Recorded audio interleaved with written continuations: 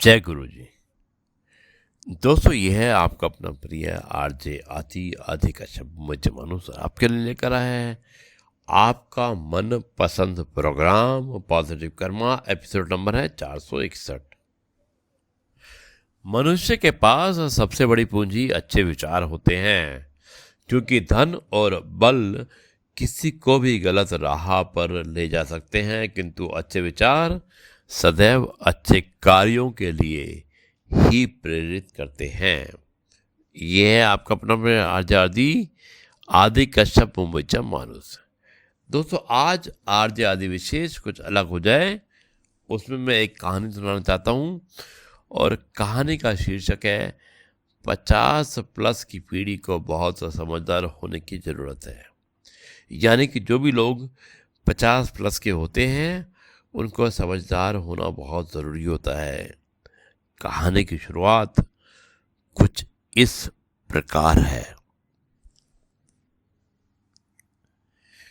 दोस्तों, 50 प्लस की पीढ़ी को बहुत समझदार होने की ज़रूरत है।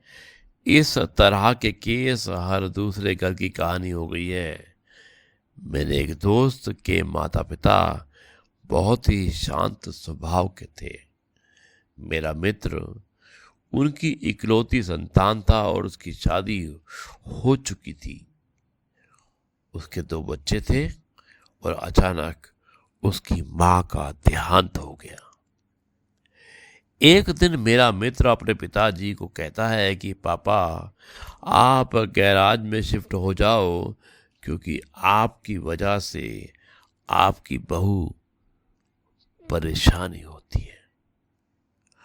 माता जी के गुजरने के बाद घर के सारे काम उसे करने पड़ते हैं और आपके सामने उसे साड़ी पहनकर काम करने में परेशानी होती है।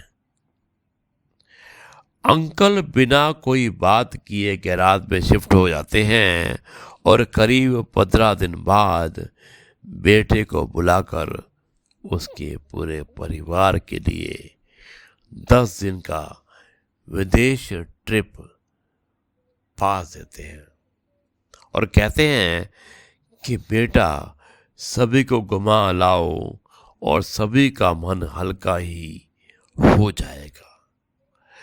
पुत्र के जाने के बाद अंकल ने अपना 6 करोड़ का मकान तुरंत 3 करोड़ में बेच दिया।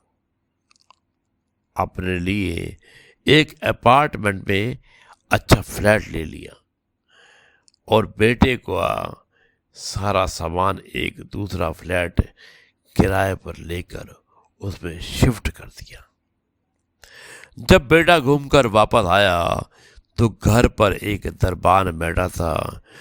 उसने बेटे को बताया कि ये मकान तो बिक चुका है। जब बेटे ने पापा को फोन किया तो वो बंद आ रहा था। उसे परेशानी में देख गार्ड बोला कि क्या पुराने मालिक को फोन कर रहे हो?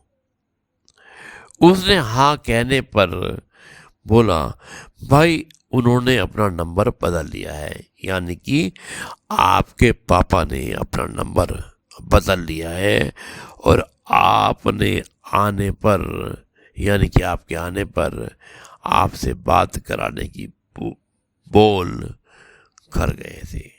और गार्ड ने अपने फ़ोन से नंबर लगाकर मेरे मित्र की अंकल से बात कराई और फ़ोन पर अंकल ने उसे वहीं रुकने के लिए कहा। दोस्तों, थोड़ी देर बाद एक कार आकर रुकी। उसमें से अंकल नीचे उतरे और उन्होंने मेरे मित्र को उसके किराए वाले फ्लैट की चाबी देते हुए कहा कि ये रही तेरे फ्लैट की चाबी, 1 साल का किराया मैंने दे दिया है, अब तेरी मर्जी है, वैसे ही अपने पत्नी को रख। और यह कहकर अंकल जी वहां से चले गए और मेरा मित्र देखता रहा। दोस्तों, ये एक नितांत सत्य जयपुर की ही घटना है।